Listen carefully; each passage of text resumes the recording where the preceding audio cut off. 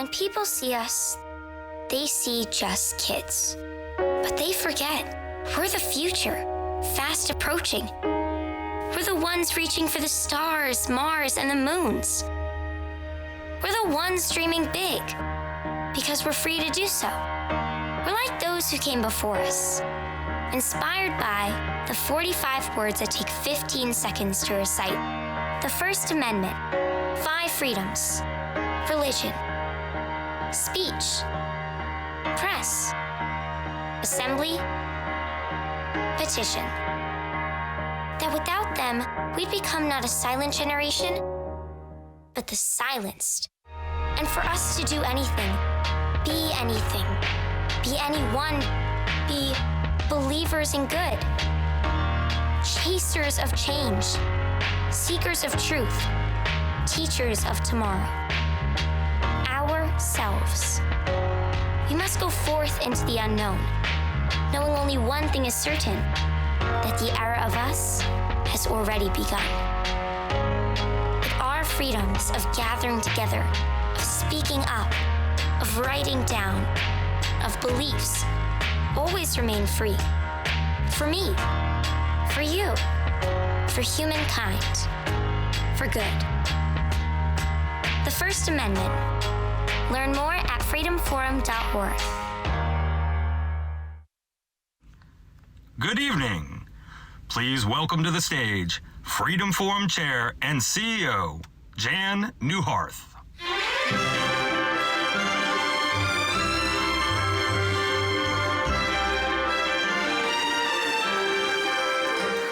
Thank you. And on behalf of the Freedom Forum, welcome to the 2023 Free Expression Awards. Please keep enjoying your salads because dinner will be served momentarily. We have a powerful evening in store for you tonight. You'll hear about the librarians who gave teens access to banned books, a Russian dissident who has been poisoned and imprisoned for defying the government of Vladimir Putin, a journalist who tells stories that would otherwise go unheard, and 2 U.S. journalists who are being unjustly held abroad. First, I'd like to acknowledge and thank everyone who helped make this evening possible. Our special thanks to all of this year's sponsors, including our gold sponsors, Stand Together Trust, John and Cynthia Lee, and Barbara and Christopher Wall, who are also our dinner chairs.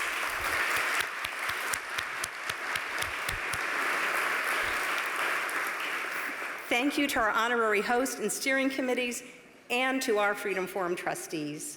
Trustees, please stand so that we can recognize you.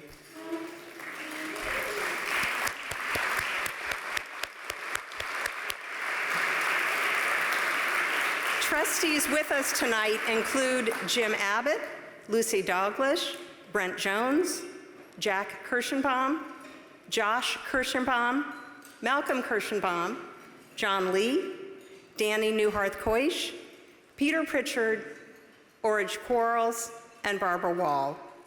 Our trustees emeriti present are Shelby Coffey, Madeline Jennings, and Phil Curry. We are so grateful for your wisdom, guidance, and support. And thank you, Joey Chen, for being our host tonight.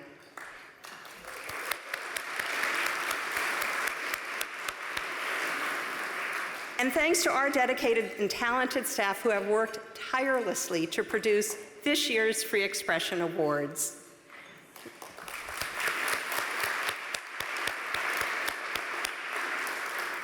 Lastly, thanks to each of you.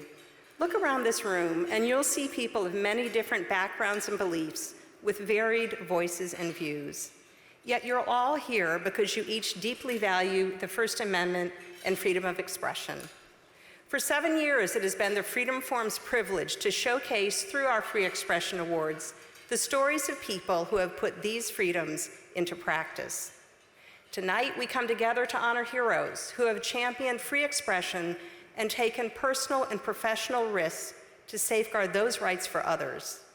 We hope their stories inspire you to join with us to promote and protect the freedoms of religion, speech, press, assembly, and petition. The Freedom Forum's vision is an America in which everyone knows, values, and defends these freedoms, not just for themselves, but for everyone. As a nonpartisan nonprofit foundation, we're dedicated to engaging, educating, and inspiring all Americans about their essential First Amendment rights to help preserve these freedoms for generations to come. This has been our mission for more than 30 years. Let's take a closer look at who we are and how we foster First Amendment freedoms for all. You may recognize a familiar voice narrating this video, 2021 Free Expression Award honoree and NPR Legal Affairs correspondent, Nina Totenborg. Following the video, please continue to enjoy your dinner. The program will start shortly. To the Freedom Forum, the First Amendment is more than 45 words. It's the bedrock of our country. For more than 30 years, the Freedom Forum has fostered First Amendment freedoms for all. By educating and engaging millions of Americans about their rights and inspiring people to imagine freedom where none exists. By advancing free press and free expression around the world, from South Dakota to South Africa. We teach students of all ages about the 5 freedoms and mentor the next generation of journalists to strengthen our free press. We ask Americans across the country about what the First Amendment means to them. And we celebrate champions of free and fearless expression. People who know, value, and defend their First Amendment freedoms make democracy work better for all of us. People who worship or choose not to, who are free to speak their minds, who report the news without fear or favor, who join together to advocate for a cause, who petition the government to right wrongs. The First Amendment gives us all the right to express ourselves freely. This diversity of perspectives is what powers our nation. Many voices, 5 freedoms, 1 nation. That's the First Amendment.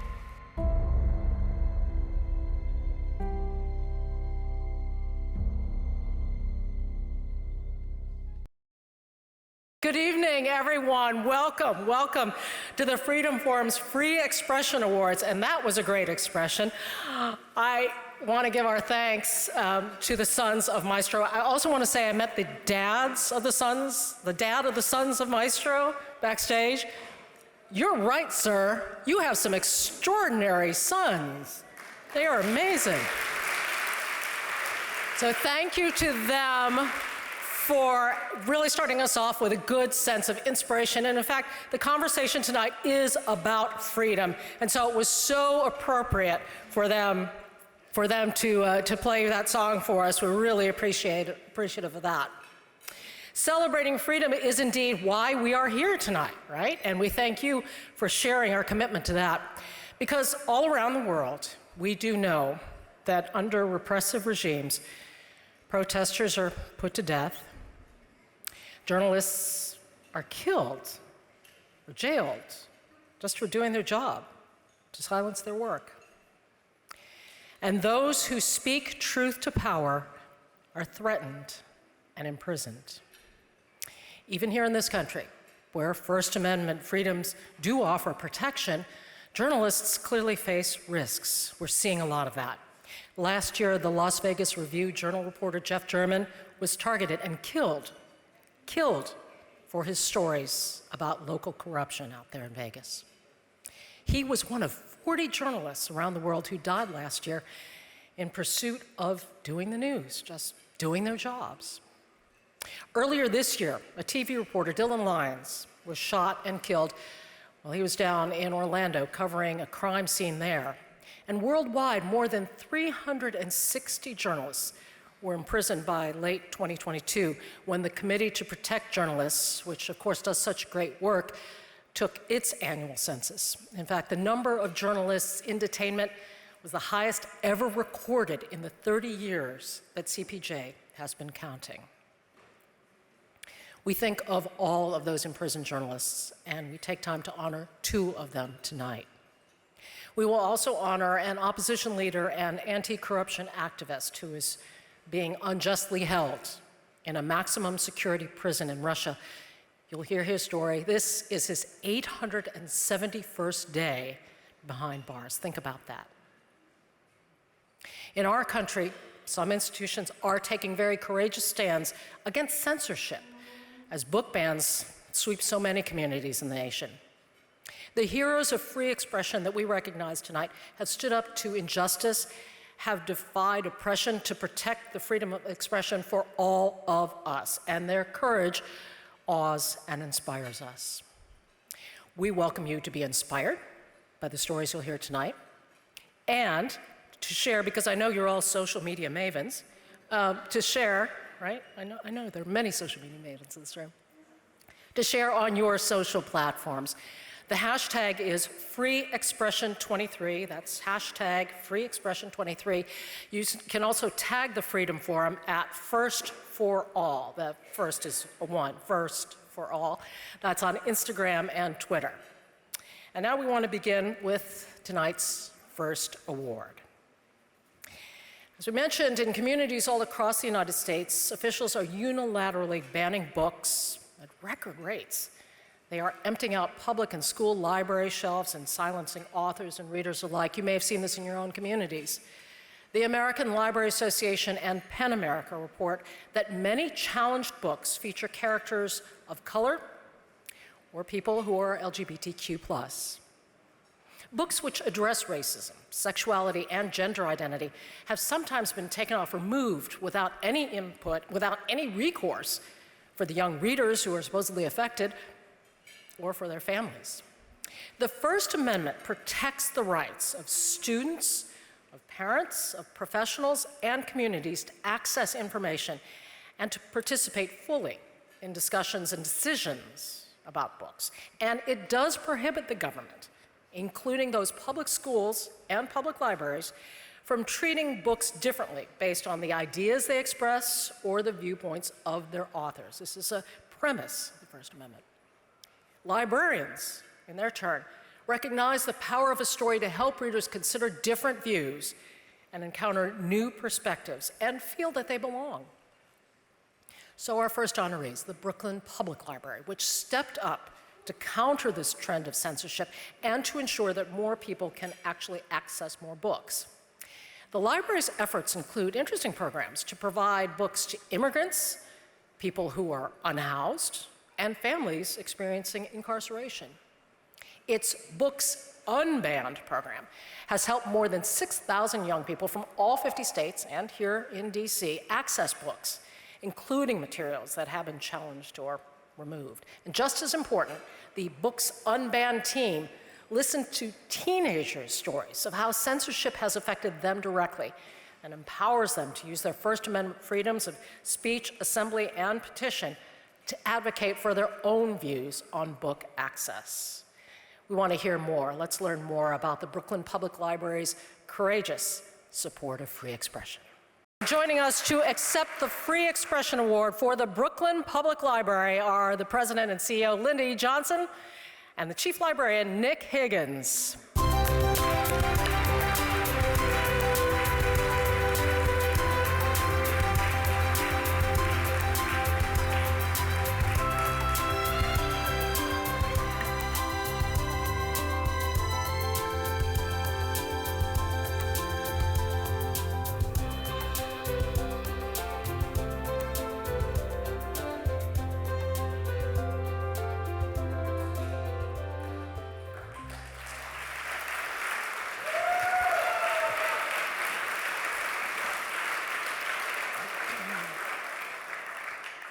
Thank you, Joey, and thank you to Jan Newharth and the staff of the Freedom Forum.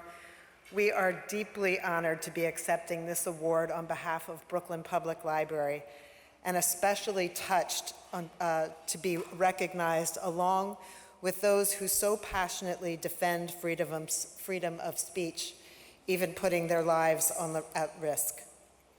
Congratulations and thank you to Alexei Navalny, to Maria Haynosa, to Evan Gerskovich, and to Austin Tice. Thank you to the extraordinary Books Unbanned team at Brooklyn Public Library, especially to my partner in all things BPL, but particularly Books Unbanned, Nick Higgins, our wonderful chief librarian who is here with me. To my wonderfully supportive and brave husband, Bruce Ratner, who sets the example by always fighting for what is right. And to my first real boss, William Greenberg, who never leaves the house without a printed copy of the Constitution in his pocket, and who influenced me in ways I could never have imagined when, as a young lawyer, I was defending teachers' rights. Unlike so many of you here tonight, we at the library are not in the business of writing, but in the business of reading. Over the past year, perhaps like you, we've watched as legislators tamper with the freedom to read, turning schools and libraries into battlegrounds in an increasingly polarized America. Titles old and new are being pulled from bookshelves, while bill after bill is introduced to limit books and dictate curriculum taught in schools and institutions of higher education. Librarians have been driven to quit their jobs to avoid being on the front lines of a culture war they did not sign up to fight. Today's censorious trends threaten all Americans' First Amendment rights. Books Unbanned was created to uphold the promise of a public library and indeed of democracy itself, to provide free access to information from all points of view to those who seek it, to protect with equal fervor books we agree with and those we do not, and to support, uplift, and empower librarians, teachers, and students so that books rejected by a few will not be removed from the shelves for all.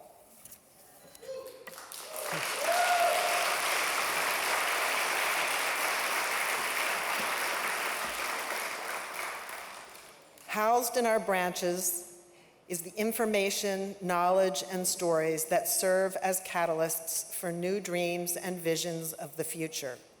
Great books help us discover new voices within our community and discern emerging perspectives within ourselves, which is why librarians are being policed.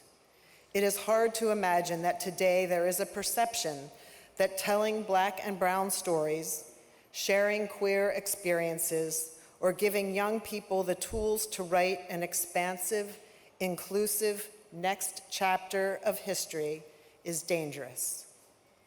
Our children are hungry to read. The 6,400 teens who have a Books Unbanned e-card have already borrowed over 100,000 items from our collection and checked into our databases remotely. And they're interested in everything, from the latest news stories to graphic novels and history books. Public libraries are spaces where ideas are exchanged, not money. Our patrons find not only a good book, but also community, shelter, and belonging, the basic necessities to living a good life. As a modern town square, libraries provide a platform for all to debate and discuss the critical questions and dilemmas of our time. This democratic engagement combats the silencing of marginalized voices from the left and the right, in classrooms, in media, in our democracy writ large. I urge you to defend your readers as you do your writers. Step inside your local library, meet your neighbors, exercise your right to free speech, and stand up against censorship. Thank you.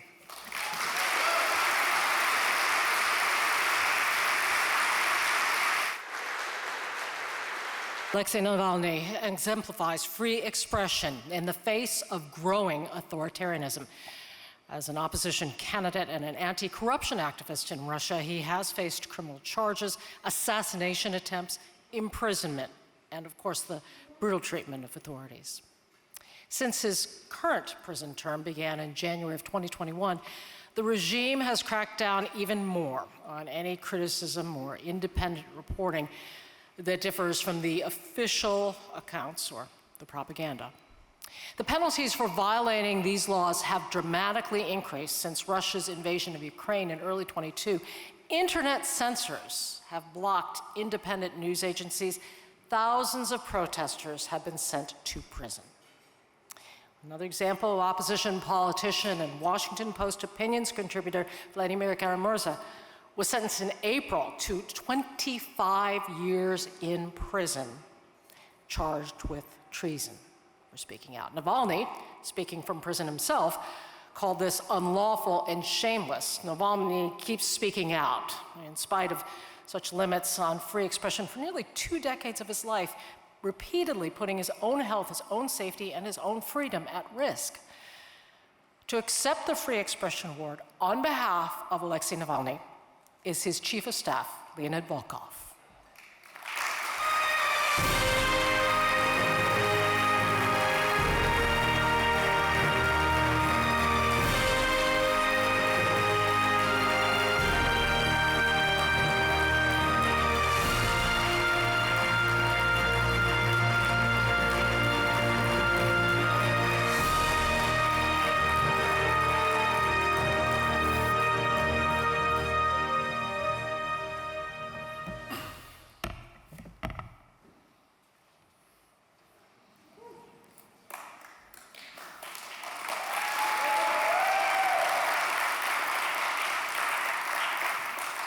Ladies and gentlemen, that's a great honor to be here tonight.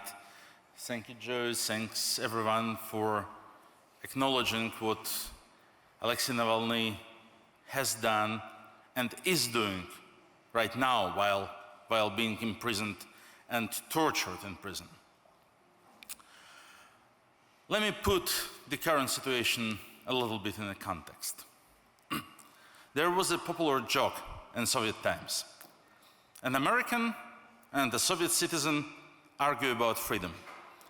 The American says, there is more freedom in my country.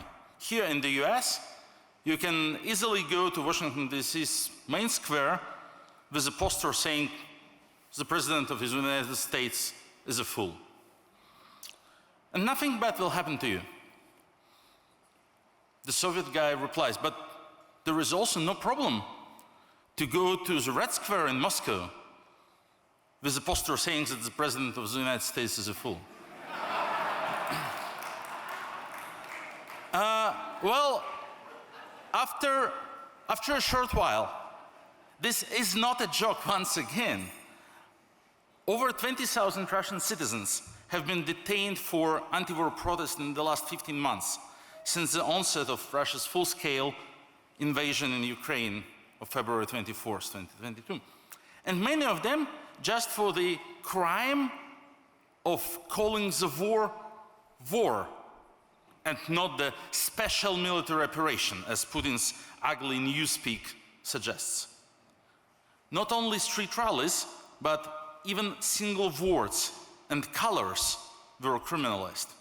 You can get thrown behind bars in nowadays Russia for wearing blue and yellow, for quoting Tolstoy's or Pushkin's condemnation of wars, for using the word peace. It also can be a crime. A former policeman named Sergei Klokov was recently sentenced to 8 years in prison based on the new article of the Russian Penal Code for public spreading disinformation about the special military operation. He was found guilty of condemning the war during a phone call with a friend. But it was a private conversation, not a public one, so how could they apply the clause about public disinformation? Well, there was a security services officer wiretapping the call, and he testified in court as being the victim to Klokov's crime. There are many stories like this now, ridiculous and horrifying, and they all clearly show what is the price Russians have to pay now to execute their right for freedom of expression these days. And yet, one particular story is outstanding, and this is Alexei Navalny's story. Alexei Navalny has founded the Anti-Corruption Foundation back in 2011. Its mission was to tell the truth about Putin's corruption, abuse of power, and crimes. Navalny's right to do so was protected by the constitutional guarantee for freedom of expression, which, and that's time to smile, technically still exists in the Russian constitution now. The actual price he had to pay to execute his constitutional right was enormous. Over 20 arrests, 12 criminal cases against him. There are 11 against myself. There is still a competition.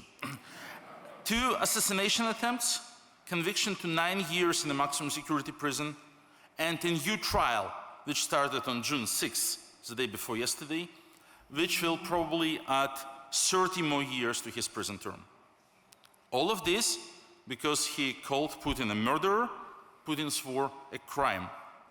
And he keeps doing it even now, using every opportunity, every of his many court appearances. And there is something very special about the words. Sometimes the context and the whereabouts of the speaker mean even more than the words themselves. Anti-war statement made by any activist who stays in Russia is louder than mine, even though I use a microphone here, because I do not risk anything, and they do. An anti-war statement by someone who is imprisoned can be used even louder. And the concrete walls of Alexei Navalny's 8 by 11 feet solitary prison cell serve as the strongest amplifier for his message. And of course, our responsibility is to help spread this message, to help the world hear it. On June 4th, Alexei Navalny turned 47. It was his 3rd birthday in prison and the first one in solitary confinement.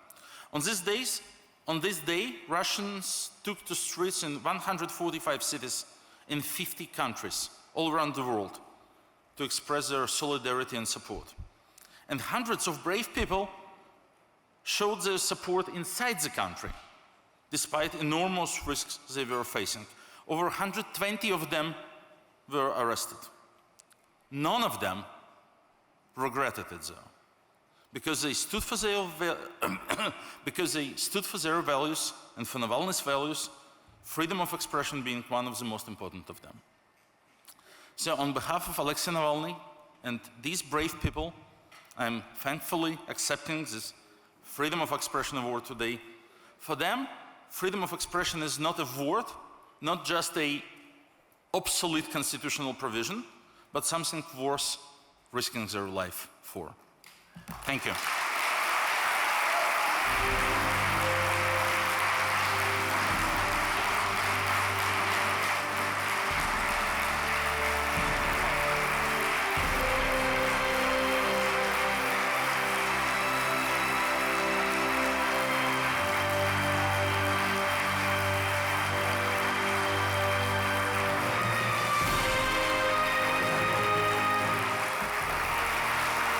Thank you so much.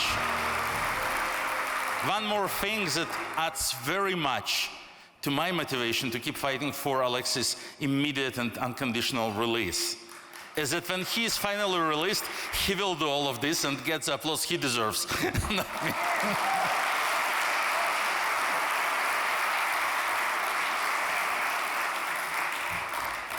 Fantastic. And I hope Alexei Navalny can hear the power of your applause and support for him. Leonette, thank you. Now, a word about our sponsor, a word about a man who means so much to this organization. The Freedom Forum has presented the Al Neuharth Award for Excellence in the Media since 1989 to outstanding journalists who've been trailblazers like Al was, including the legendary CBS News anchor Walter Cronkite, Cokie Roberts, John Siegenthaler, Brian Lamb, Gwen Ifill, and many more. This year's recipient is Personally important to me, it's a friend of mine, Maria Hinojosa, who is the founder of Futuro Media. Her career advocating for diversity in newsrooms and uplifting otherwise overlooked voices really echoes Al Neuharth's values. I'm sorry that she cannot be here tonight, but she will accept the award appropriately later this month at the Al Neuharth Free Spirit and Journalism Conference, when 51 high school journalists from each state and Washington, D.C. will gather here in the nation's capital. These students, I love this program, these students, like Maria, embody Al Neuharth's dedication to free press, free speech, free spirit. Appropriately here, we turn to thinking about a couple journalists who are in the crosshairs right now. This year marks 11 years since Washington Post contributor and freelance journalist Austin Tice was kidnapped at a checkpoint while reporting on the Syrian civil war. An award-winning freelance journalist and a veteran captain in the U.S. Marine Corps, he was covering that story for the Washington Post, CBS, and McClatchy. Today, Tice is being held captive in Syria, and the fight to bring him home does continue as well. We stand with Austin.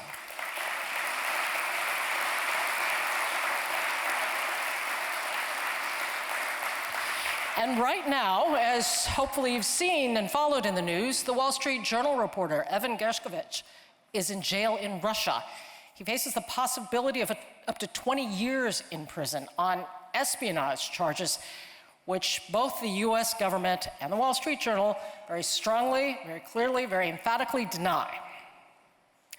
In March of this year, he was arrested while reporting for the Journal in Russia. It is the first time since the Cold War that the regime has accused an American journalist of spying. He was born to Russian parents who fled the threat of persecution to come to the United States, but Evan leveraged his Russian language skills into an award-winning reporting career. His arrest has surely generated an international outcry over threats to independent journalism, and tonight we stand with Evan.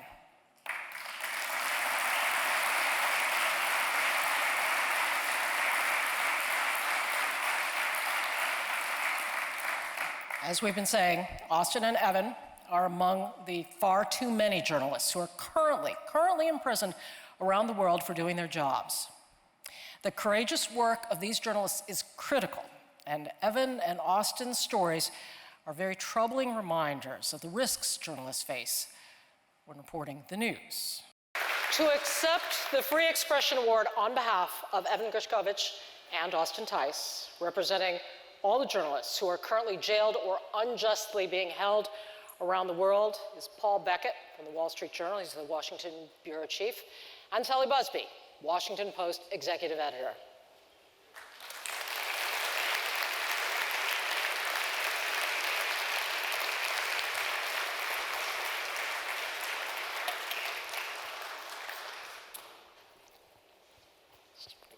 Thank you so much. Thank you.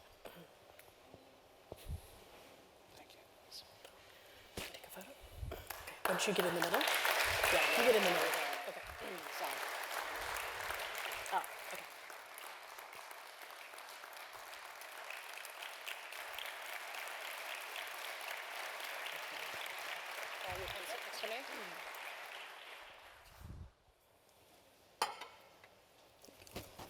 Thank you to both of you for being here to bring us the story, really, to bring us the background and to bring us up to date as well. Here's the news. We're grateful to both of you for that. We do have to consider the increasing threats that journalists face in so many places around the world. It's almost incomprehensible that that's what happens when you try to cover the news.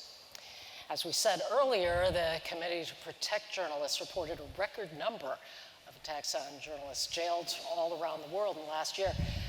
The detention of independent journalists is often used to silence reporters who cover critical news, and of course it has a chilling effect on all others as well.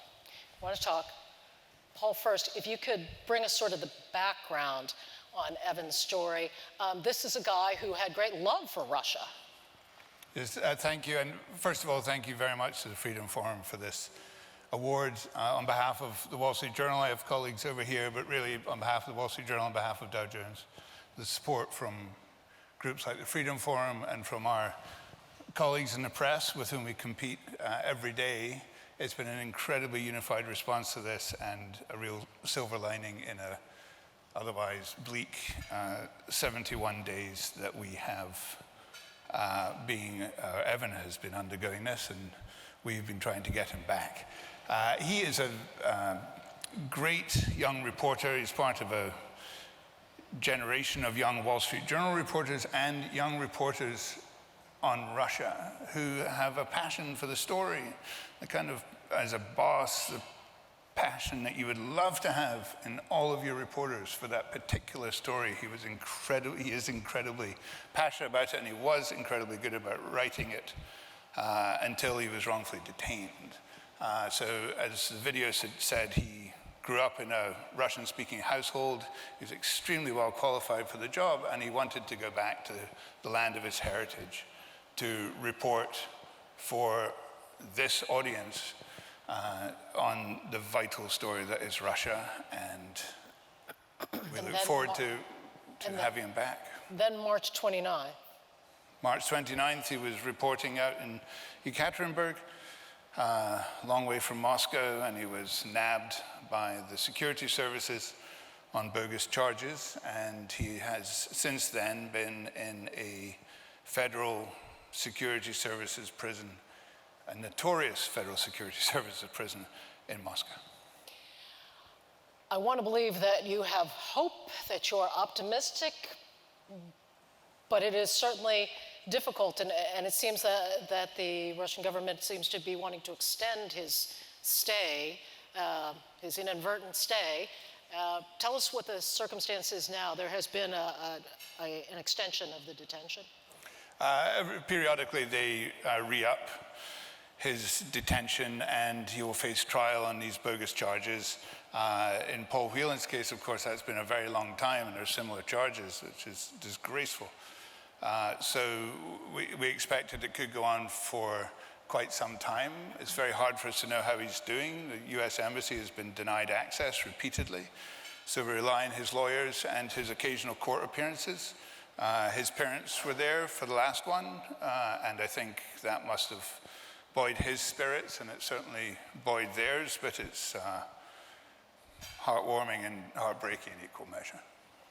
You know, I think the presence of both of you here, and Sally, maybe you can speak to this, I think that there's a real shared experience in your news organizations and among your peers, other journalists as well, thinking about Austin Tice and 11 years. 11 years. What drew him? What kept him in Syria in such difficult circumstances to begin with? Austin had an unusual path to journalism, like many freelancers do. Just an extraordinary personality in many ways. He joined the Marines and was a Marine captain, served tours in Iraq and Afghanistan, and then he went to Georgetown Law School. And after his second year of Georgetown Law School, he had always been attracted to journalism. He was very unsatisfied with what he viewed as complacency and things like that in society and in the media, and he wanted to go and report. He was very drawn to reporting. He went into Syria across the Turkish border, and he was covering the rebels. The Syrian war is a long, complex war. At that point, in the summer of 2012, he was with rebels who were fighting the Assad government.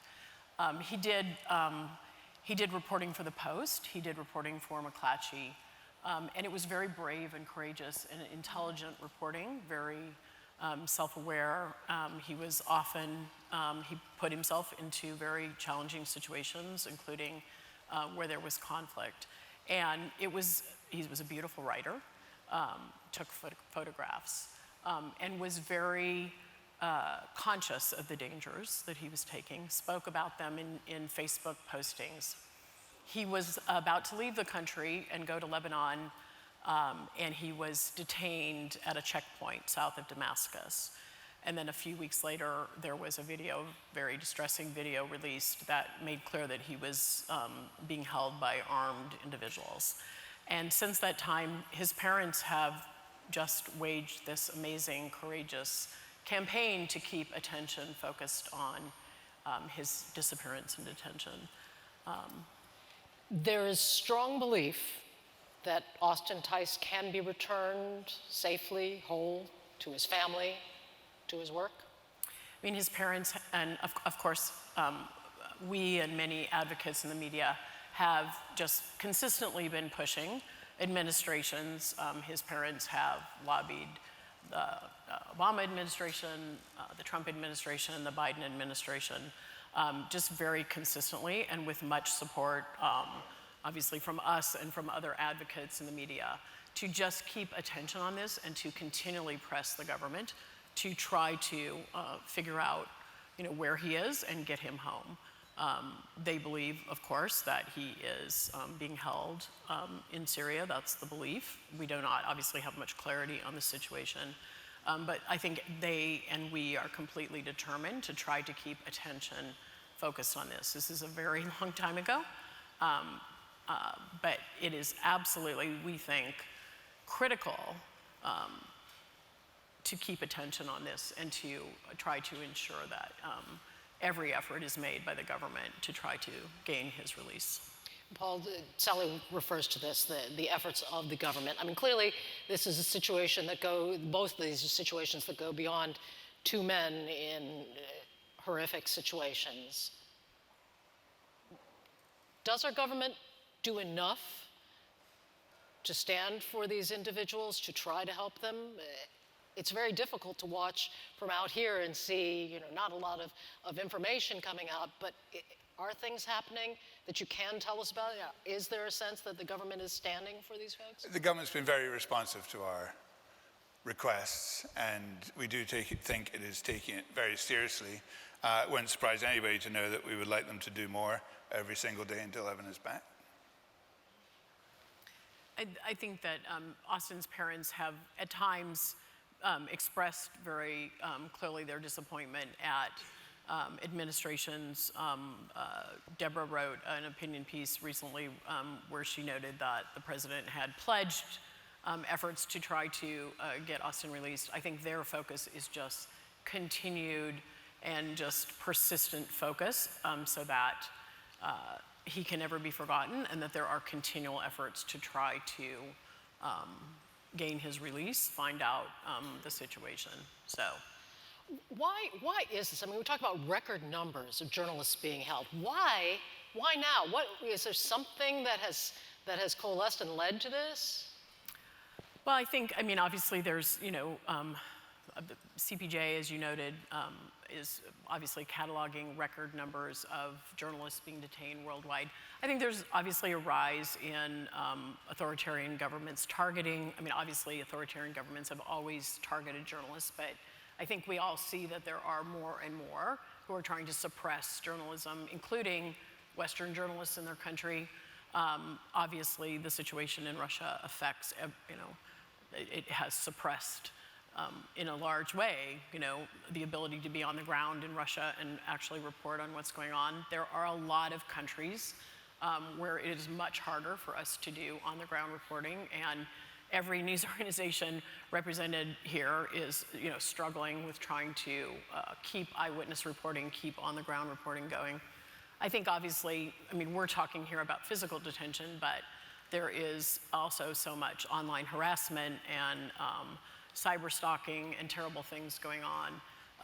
And that is clearly also very, very much on the rise. And chilling in its own way, right? Incredibly suppressive in many ways, yes. Yeah. Why? I have some rather choice-free expressions I would like to use to answer that question. But no, I think because I think in Russia's case, they probably see some leverage or some suppression of information, as you say. It's not just Russia. We've had very difficult time in China. It's much, much harder to get journalists in there. Iran. It is happening more and more, and I think they see an advantage to it, which is really all the more reason for all of us to stand up against it. It does speak to what authoritarians think about the power of the press, does it not? I mean, it really, why? Well, because they know now that... I think almost by definition they're terrified of a free press, because a free press is fundamental to a free society, and that's the absolute opposite of the regimes over which they preside. So, yes, I think they are terrified of it, but as Sally said, the result of it is that I was trying to think of what would be an equivalent for all of us. It would be knowing everything you know about the entire United States, from reporters making phone calls, good reporters, dedicated reporters, making phone calls in Toronto and Mexico City. I mean, there's no one on the ground. How do you know what's going on? And I deeply commend the reporters who've stuck with it from outside the country, because they typically will cover that country because they care about covering that country, and now they can't. This is a room full of people who care, who want to see journalists speak, who want to see journalists free to write and report. So what do? What can we, people sitting in Washington and having a lovely evening, what can we do? Keep raising awareness. Keep pressure on wherever you see the opportunity. People in Congress have been very helpful to us in offering support, and get to know the reporters that you're supporting. There's huge resources out there, I'm sure, for Austin's work, for Evan's work. Get to know these people, and once you get to know them and the work that they have done, it will, I hope, only inspire you to do more. But any points of leverage that you can think of that would help in a cause, we'd be extremely grateful. I think very much that. Talking about, obviously, the people who are in danger, obviously the two wonderful journalists who are honored here tonight.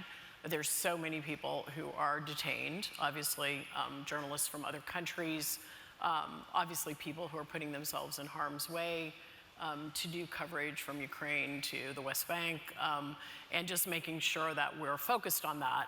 I think the other thing really is, and I know this is what the group that we're here tonight to honor in many ways, is just to make people understand why reporting matters. I mean, I think that there is a danger in our society that people think, well, we can just, we'll just know what goes on there. I mean, there's a absolute value to having real humans on the ground in a conflict zone, to be able to uncover human rights abuses, to be able to actually bear witness to the people who are suffering from that conflict. And I think that, whether we're trying to educate school children about that, or whatever we're trying to do, just trying to make people understand why reporting matters. I think that is so important.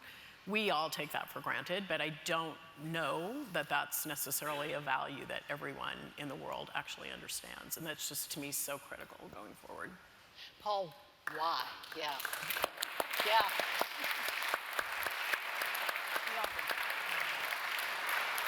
To echo that, why should we care? Why should we care, even if it's a story we don't care about, or a part of the world we don't? Which two countries in the world are more defining of this country's future, economically, militarily, geopolitically, than China and Russia? If you don't care what goes on in China and Russia, you don't care about what's happening to your own country. And we write about it all the time, and if we don't know what's happening there, that ignorance, that is trouble.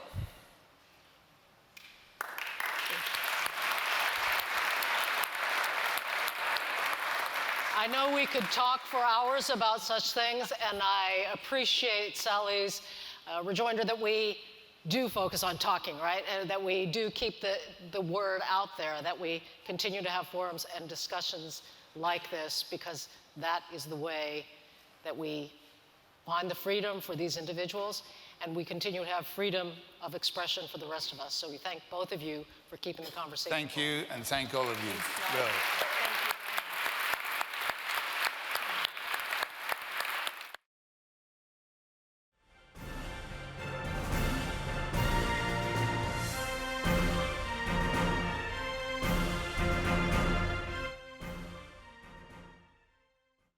Freedom, again with so much appreciation for each and every one of tonight's honorees. The Brooklyn Public Library for your work.